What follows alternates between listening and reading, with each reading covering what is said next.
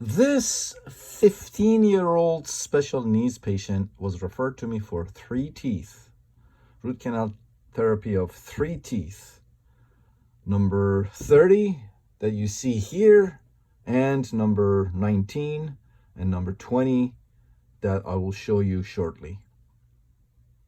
So patient had all the signs and symptoms of irreversible pulpitis, and you can see why. Take a look here. You can see large decay, carious lesions on number 30, approximating the pulp of this tooth, tooth number 30.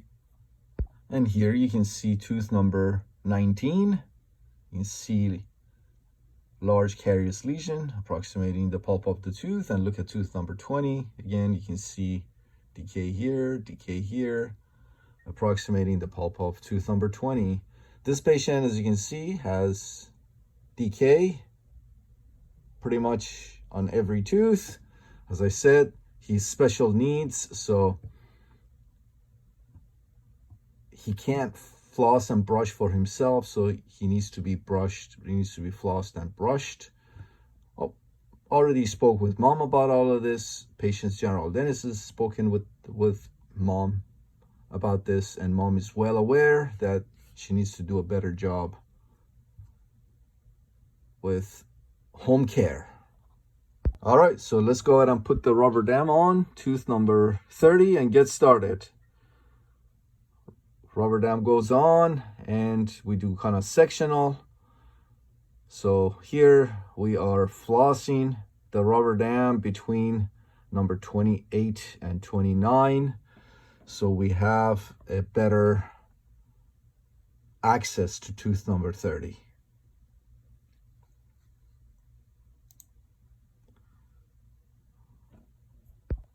All right, so here it is, tooth number 30. You can see how large that decay is. Here I'm putting a cotton roll on the buccal side of tooth number 30, just to get better visibility and accessibility to the tooth, so I can clean out that large decay.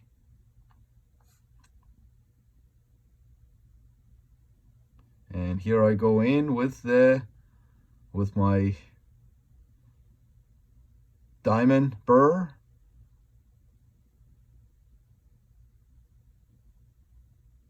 Very carefully, trying to save as much tooth structure dentin as possible. I'm working under a surgical operating microscope, so cleaning out all the decay there. My assistant is airing to make sure that I can see, removing all the unsupported dentin with the diamond burr first. So that's what we have so far. Let's go in with our slow speed and remove all the decay. I like slow speed when I get to this stage because, again, I find high speed very aggressive. All I want to remove is dentin at this point, so I always use the slow speed to remove the dentin. As you know, with the slow speed, the chances of you removing dentin, healthy dentin, is very limited. That's why I like to use the slow speed to remove the rest of the decay. Now that I have the outline already put into place with the diamond burr. So I'm cleaning out all the decay now with the slow speed. All right, here it is. You can see how nice and clean everything is right now. All right, so now I'm gonna go ahead and rebuild the missing walls with composite. I'm just fashioning the composite now to create 4 intact pulp chamber walls.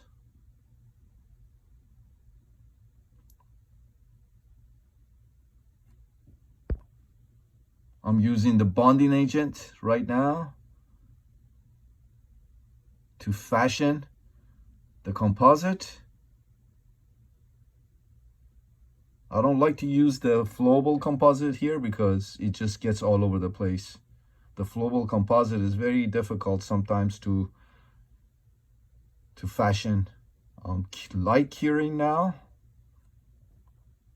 and I will continue to add more composite and build up the missing walls. And again, you can see I'm using bonding agent to fashion the composite to get it to where I want it to go. All right, light cure. All right, now I'm going to use flowable to fill in the gaps. Now that I have the walls, now I can use the flowable to fill in the gaps and continue with the rebuild of the missing walls. All right, so that's what we have. I'm going to clean all that up. You'll see I'm going to clean all that composite up at the end of the treatment. Right now, I just want to go ahead and get started on the root canal. All right, so diamond burr for endo access under the surgical operating microscope. My assistant is airing the area and my mirror to make sure that I can see. My other assistant to the left is suctioning, as you can see right there. So this is called six-handed dentistry. I don't have to move much. That way I save my shoulders, my neck, and my back, and I can practice for a long time. All right, endo access was made. I'm using the spoon, the excavator right now to remove the pulp tissue from the pulp chamber. And you can see the bleeding of the pulp. Again, this pulp was extremely inflamed. The patient was in a lot of pain. So that explains the bleeding, the excessive bleeding there. All right. So let's go ahead and get started on the instrumentation. All right, so I'm using the number 20 flare file right now. The name implies flare. So to flare the coronal to mesial of the canal, each canal, as you can see, in a brushing motion. This is my M4 reciprocating handpiece. As you can see, I'm brushing with it. I have nothing in the canal, nothing in the pulp chamber, nothing in the canals. I'm basically using the juices, I call it juices. I'm using the juices of the pulp tissue for lubrication. I don't have any kind of lubricant. I don't have hypo or anything like that. I'm just trying here to remove the bulk of the pulp tissue from the canals without blocking myself. So just brushing motion just to remove the bulk of the pulp tissue out of each canal. Again, you can see the brushing motion. The reciprocating handpiece, the M4 reciprocating handpiece, is running at 1000 RPM maximum torque.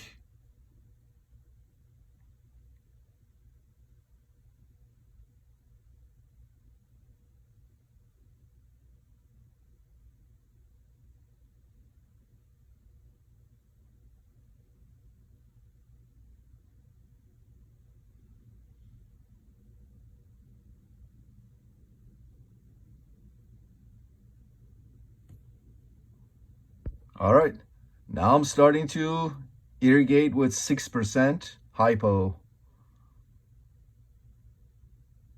In the beginning, I used the blue. It's got a wider diameter, blue needle, irrigation needle. It's side vented, of course. I'm using the blue because I need high volumes of 6% sodium hypochlorite to get rid of all the pulp tissue that we just worked to remove with the flare file, and now I'm going to my estimated working length with a number 10 C file. And as you can see, up and down, brushing motion of the number 10 C file in my reciprocating handpiece. And again, I'm going to go ahead and irrigate with 6% sodium hypochlorite. My assistant just handed me the number 15 C file next. And again, up and down in a brushing motion. And I'm again going to my estimated working length with the pulp chamber and canals all filled with 6% sodium hypochlorite. Again, you can see the brushing motion, up and down brushing motion. When you run the reciprocating handpiece at 1000 RPM, it not only instruments for you, it also activates sonic activation. As the file reciprocates, it creates sonic waves as well as filing. And right now, right there, I found a catch. So I found the middle mesial canal, the middle mesial canal. And I'm working it. I'm trying to open the coronal 1/3 of the middle mesial canal right now with the number 15 C file. And again, working the number 15 C file up and down in a brushing motion. Here we go. I switch to the yellow irrigation needle now. Side vented, of course, 6% sodium hypochlorite.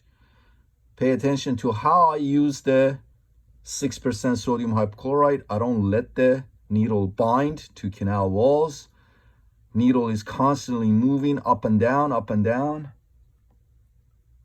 All right, so this is what we have. You can see the 3 mesials and the 2 distal canals. I'm gonna show you a better view of them.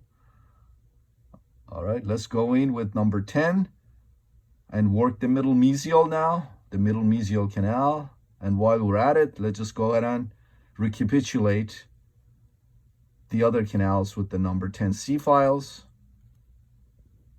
All right, let's go ahead and get our working length with our apex locator. Here I'm using Find Apex locator by 8 Teeth. I love it. It's a great product, very, very accurate.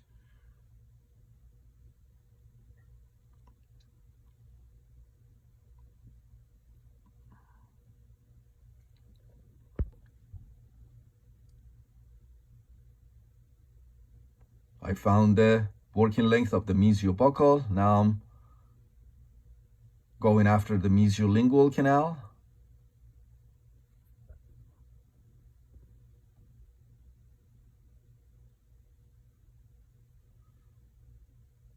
All right, distal buccal now.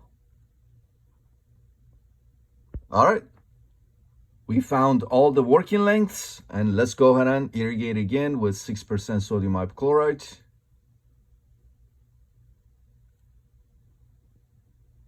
You can see how important the 4 intact pulp chamber walls are to hold and maintain and keep your irrigants. All right, now that I have my working lengths were 22.5 millimeters. So now I switch to 25 millimeter files, and this is a number 15 25 millimeter number 15 C file, and my assistant has put the stopper on 22.5 millimeters.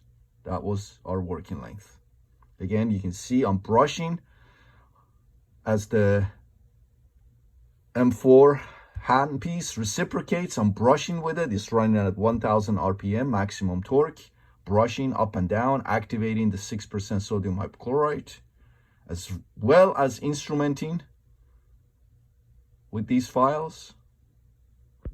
Irrigating again. We irrigate after every single file, 6% sodium hypochlorite.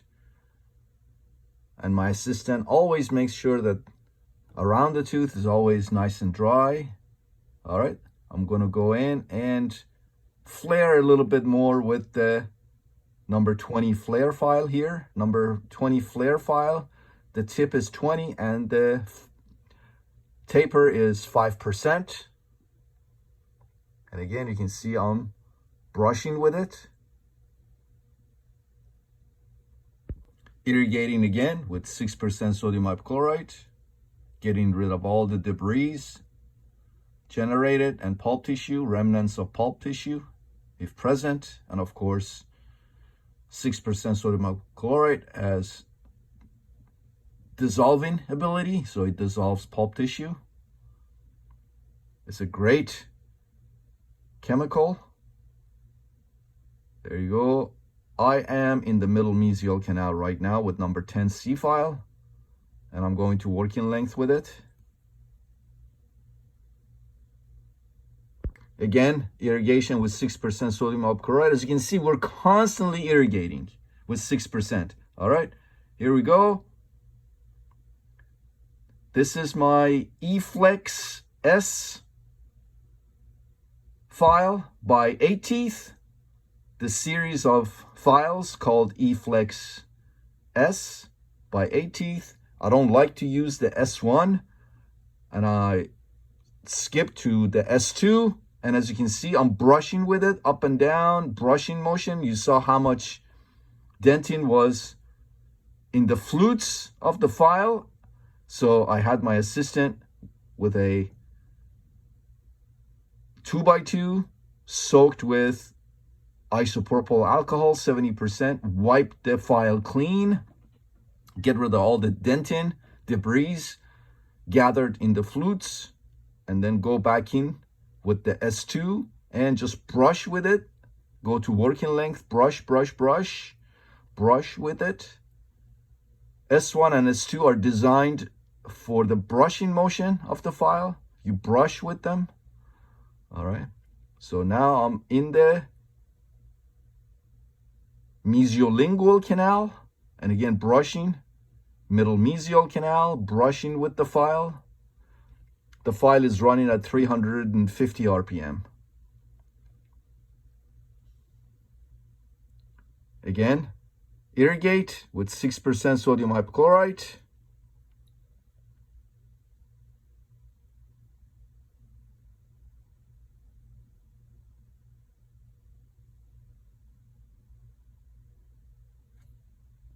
And here you can see the 3 mesial canals.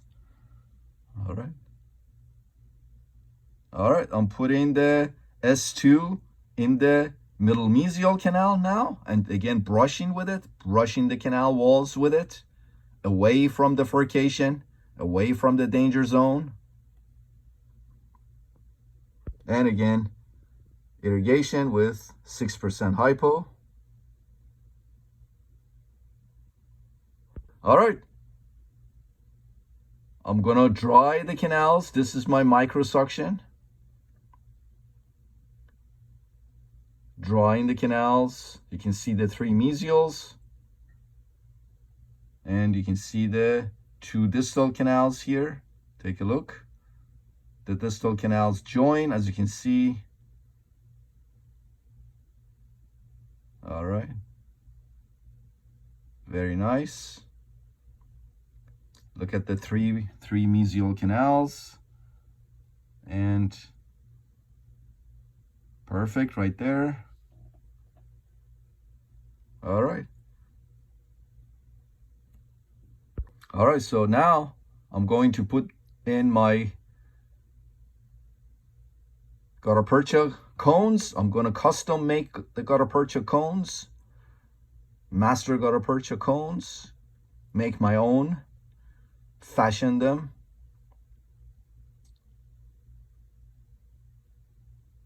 You can see this is a 25, and look, up and down, up and down. This is another way of activating the hypo. All right, let's get our measurement. All right, here we go. Now I'm trying a number 20, fashioning a number 20. I measure it. If it's long, then I cut it, cut the end until I'm exactly where I need to be. There you go. Up and down. Again, you can see I'm up up and down motion to activate the 6% hypo in the canal. I'm constantly irrigating and activating, All right, here we go. I'm working on the distals now. We're gonna take a PA, a working length PA. I didn't like my reference points. I didn't like, so I'm gonna take a PA just to make sure that the gutta percha is at proper length. All right, so we got our working length PA and we adjust everything properly.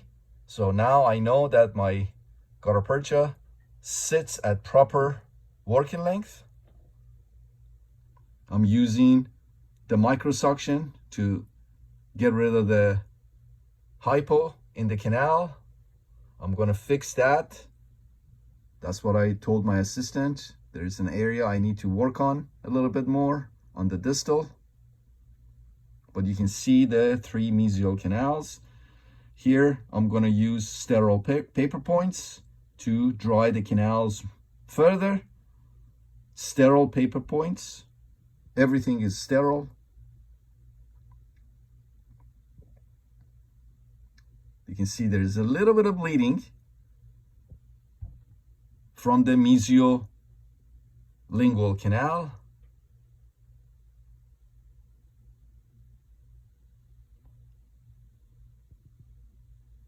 I'm drawing the distal lingual canal here with sterile paper point.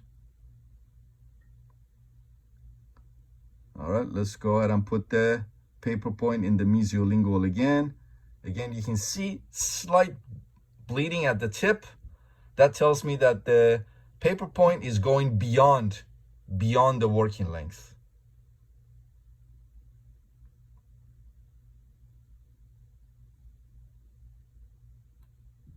All right, gutta percha dipped in AH plus sealer. Gutta percha that we fashioned into the mesiobuccal canal.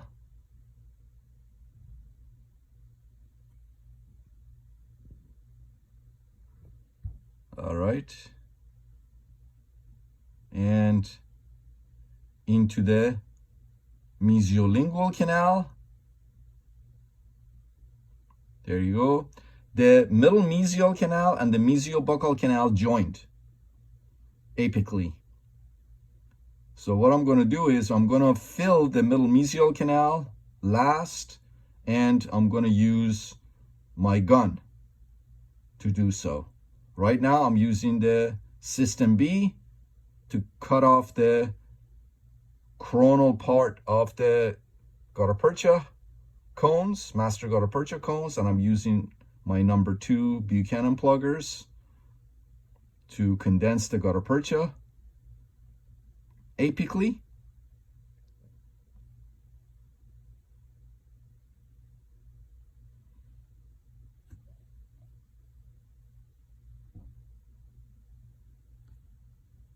All right, let's go ahead and obturate the distals. Distal buccal went in. Distal lingual goes in next. And again, System B. That's a heating unit. And I'm going to use my number 2 Buchanan pluggers to go ahead and condense the gutta percha down the canals.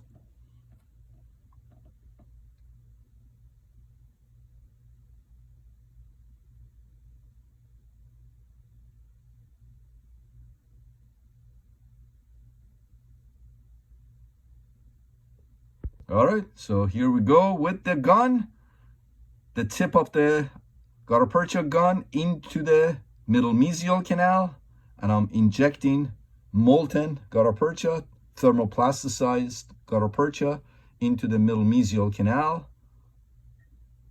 And of course, the rest of the canals, the coronal part, coronal to mid of the rest of the canals. Again, you can see the tip of the gutta percha gun, obtura gun, inside of each canal to fill them with thermoplasticized gutta percha. Doing the same with the distal canals. Obtura gun, gutta percha gun, thermoplasticized molten gutta percha goes in. And then use the Buchanan number 2 Buchanan pluggers to condense the gutta percha. All right, very good. Here it is. Everything is nice and clean. All right, so this is isopropyl alcohol, a cotton pellet soaked with 70% isopropyl alcohol to clean all the extra sealer, and then air dry it. And sponge goes in. Sterile sponge goes in. And of course, cavet next. I'm not a general dentist. I don't restore teeth permanently. I wish I could. I wish that my general dentist would allow me to do that, but when a general dentist refers a patient to me, they tell me to temporize the tooth and refer the patient back to them for the permanent restoration. So I wish I could do it. I wish I could place the permanent buildup in myself, because as you can see, I have a sealed, everything is sealed, patient is comfortable, rubber dam is on, and this is the best time to go ahead and place the permanent buildup. But again, my referring dentists don't like me to do that. They want to do it themselves. They want to make a living. So I don't blame them for wanting to do it themselves. All right. The next thing I'm doing now is I'm cleaning the composite. Remember the buccal wall that I rebuilt, the missing buccal and distal wall that I rebuilt, and to some extent the mesial. I'm just cleaning that wall up, making sure it's smooth, it's nice and smooth. It doesn't have any sharp edges. There you go. Very nice. And that's it. We are done. All right, let's go ahead and take a look at the radiographs, the post-op radiographs. Again, I'm using my finger to make sure that all the surfaces are nice and smooth. All right, so this was our working length gutta percha in the canals, and I just had to cut a little bit of the mesials a little bit at the tip. It looks like a little overextended there. And here it is, the final product. Take a look here. 3 mesial canals and 2 distal canals with anastomosis.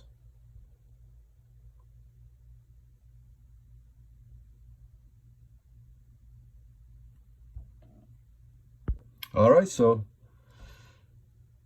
as you can see, everything went beautifully. We had to do 2 more root canals for this patient, on this patient, number 19 and number 20, and we'll go over the procedure, clinical procedure for those 2 in the next video. I hope you're enjoying these videos. Please like, comment, and subscribe. I really appreciate it. I hope these videos, clinical videos, are helpful. And again, the only way that you can show me that you are enjoying these videos that I spend so much time making, creating, editing, and going over, the only way that you can show me that you support me is by liking, commenting, and subscribing, sharing with others, so others also know, so they can know about my channel and they can learn from these videos. And yeah, see you next time. Take care.